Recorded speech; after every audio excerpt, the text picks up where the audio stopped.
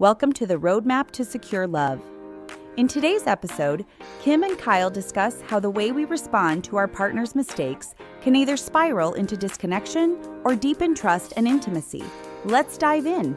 Partners fight and make mistakes.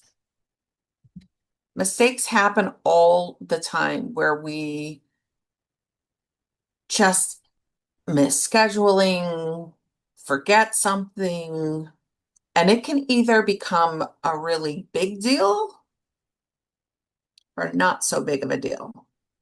And I think it's due to the kind of attachment style you have with your partner. If I have a secure relationship with my partner and there's a mistake that my partner made, it probably won't get so big.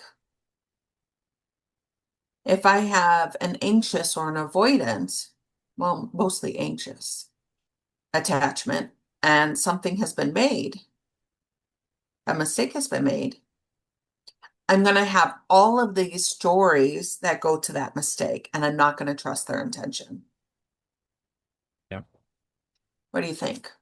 I mean, it's so spot on, right? When we have that secure foundation where I know my partner, I trust that my partner cares about me.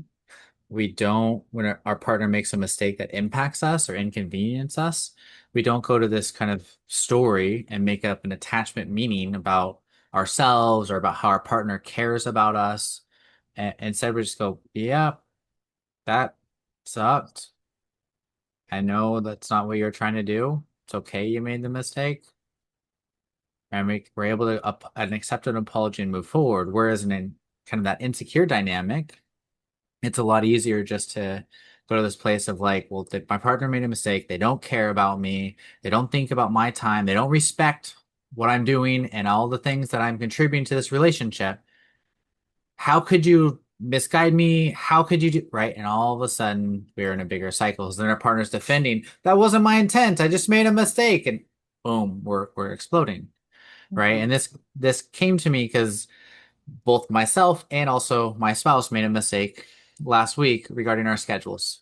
Right. So I took the kids to an event that was supposed to be, the sensory experience for them and checked in with my wife. I don't see it on the calendar. Are you sure that event's there? And she's like, yep, I'm pretty sure. A good time for the kids. And so I drove 40 minutes to this place to go have these kids have this experience. And the event didn't happen that day. It was the next day. And I noticed this part of me was like, this is so frustrating. This is irritating. I texted my spouse and just said, hey, event's not today. I don't see anyone here. And she was like, crap, I'm so sorry. I know you drove that way. I made a mistake. I am so sorry. And there was a part of me was like, wanted to push back and be like, yeah, you made a mistake. I just drove 40 minutes. Do you have any idea how big of a mistake that is and how much harder it is to take both our little kids? And I didn't. And I just said, it's okay. You made the mistake. We all make mistakes. And we're okay. I'll get the kids back. I'll take care of them. No big deal. Because I knew she was already feeling guilty for the making mistake, but I also knew that in her heart, she had no ill intent to make this error. And it was just human. And the funny thing is then 4 days later, she drives our son to a PT appointment, which I had scheduled because I went to the last one.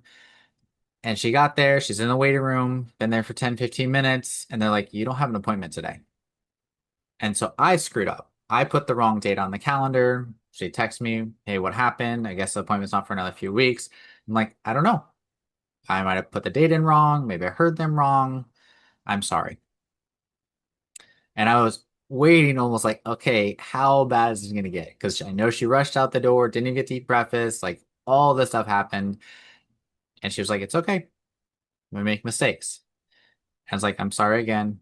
Thank you for understanding. And we were fine. And we didn't carry it forward. Now I know if I had more of that anxious style, I would have really blasted my partner for the mistake.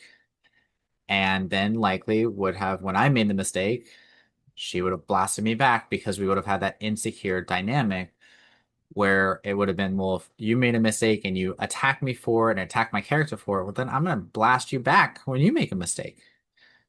Right. And so these mistakes in an insecure relationship become threatening to our sense of self or to our view of our partner, their care, how they think about us, and how they respect us.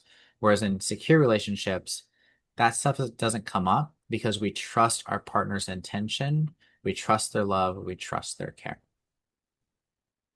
What I love about your story, besides that it's so human, especially with two young children, you're like, what day is it? And am I alive? I'm not sure. Yeah.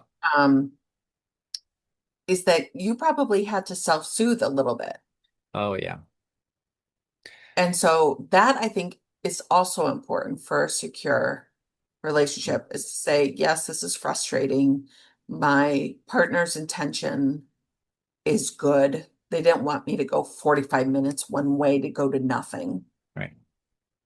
And I'm frustrated. Mhm. So how do I self-soothe during that time in order to come back and not have like this dark cloud over me for the rest of the evening? How did you do that? I mean, I let myself get pissed for a second. I was like, this is really frustrating. I'm pissed that I made this effort. And I know my wife did not intend to do this. Right. And so I made it okay that I was upset, but I really worked on what it meant. Right. And was like, I know she didn't mean this. It was an accident. What, and just that still started to soothe the anger and just like, okay, well, what am I going to do now? And so it was validating my frustration, validating the anger. And there was a part of me was like, wow, this is disrespectful. I checked in on the calendar. We clearly miscommunicated. There was an issue there. And there was a big part of me that wanted to blame and in that anger. And I was just like, yep, I know that's not going to be constructive. It's understandable. I'm angry. This is what I'm telling myself. Of course you're pissed. You got your two littles who are fussy right now as you're getting them back in the car and you got to figure out what to do with them. And if you attack your partner who you already know is feeling guilty, right? I could tell in her apologies. You said sorry multiple times. That's only going to make her feel even more shame and more guilt. And she can't do anything about what's already happening. Right. And so I was just like, well, if I can make this okay, if I can make it okay for her to make this mistake, I'll probably be better off and she'll probably be better off. And so by working my way through the anger and particularly the meaning, my wife did not intend this, and that's okay. We make mistakes. That's human. That self-compassion I did for myself is what helps soothe me so that I can move on with the day and not bring it up later in the day with her or the next or later on the following week, right? To poke at her. So Mhm. that's what I did in those moments. That's awesome. And the cycle there is very clear. The cycle is the stress of parenting. Yeah, It's hard. so hard. I mean, when you're working, you're parenting, you're feeding, doctor's appointments, friendships for them, friendships for us, if we can find time for it. Um, it sometimes we just don't feel like we know what day it is. No. We're just doing the best that we can. Right. And I think that's one of the things that really helps, right? Is like, I know there was no ill intent, just like with my scheduling, right? My schedule error. For some reason, it was on the calendar on that day. My wife literally woke up, I handed our kid to her, and she took off. No food, no coffee, which is awful for her to start a day without coffee, right? Because I usually do the morning stuff, and she's like, we got to get him to this appointment, and I got to go now. And I totally spaced on it, right? Sure. And so that part about just making it okay to make the mistakes and know that my partner and I are doing the best we can is what helps us stay connected in those misses, Yeah. right? In those mistakes.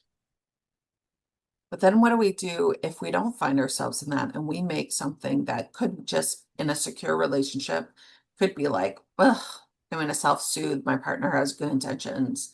But what do we do when we don't say that. We go, they totally fucked us over. They do this all the time. They never get how many times have I told them to triple check? Mhm. And here I go again. This is something I do not trust their intention that they are for me. What do you do then? Well, especially with your partner, that's where you got to come back and talk to them about really kind of what it means, right? After you've kind of done the self-soothing, okay, yep, this is a recurring pattern. I've asked for all the reassurance that I can get to trust my partner, and somehow this keeps happening. Okay, how can I make space for the humanness in my partner, especially if we're sleep deprived with kids, especially if we're really stressed with what's going on in our lives or work, or they have something going on with a parent or a friend that makes them a little preoccupied, they're going to make some more mistakes. That's going to happen. And so, can I think about as I self soothe, what might be going on for my partner and getting in the way of them showing up in a reliable way? And then, can I create space to talk to them in a constructive way about that? Hey, I'm noticing this pattern where I ask you to kind of check that calendar. You say, yes, it's there. And I end up doing it, and I end up getting pretty hurt and upset that here is a time again where I'm making an effort and extending myself, and it's not working out. And I know you're not trying to hurt me, but this pattern is really making it hard on me. Can we talk about it? Yeah. Yeah. And what I heard in that, there was no blaming, Mhm. there was no criticizing, but there was honesty about the impact on you Right. and curiosity on how the two of you can do it differently. Like, let's talk about it. Let's figure it out. When you're on the same team, you can figure out anything. Right.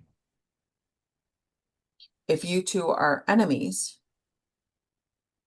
you can't figure out anything. No, because you're too busy defending yourselves against each other. Yeah. Yeah.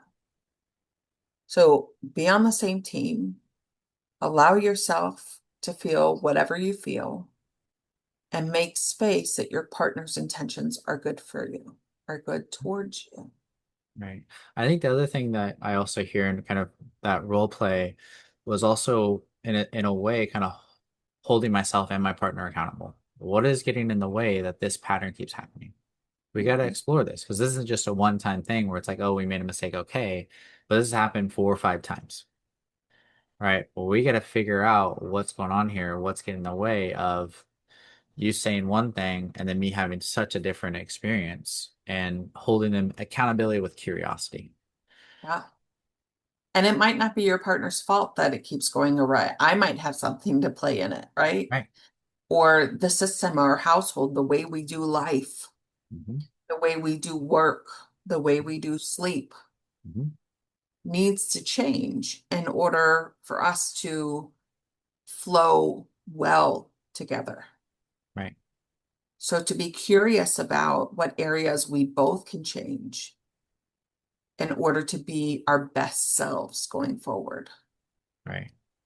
It makes me think of a quote John Gottman talked about as conflict is an opportunity for intimacy, right? Learning more about ourselves as each partner and also how we can partner better, right? Which is a form of intimacy.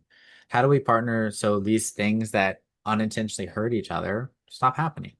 What are we going to experiment with this week? Or what are we going to experiment with this month to see if we can get away from this pattern? Mm. Right. And that alliance, that sense of how do we do this together is what secure couples do really well. There's an issue, they talk about the issue in a non-threatening way, talking about the impact, making space for curiosity about their partner. And then after they've emotionally connected around that, then they go, how do we do this differently? I don't want this to keep happening. And they explore and they go, okay, well, let's see how it goes this week if we try this, this, and this. I love the teamwork. Mhm. I That's love on the same island facing the correct enemy. right. The cycle, the things that get in the way.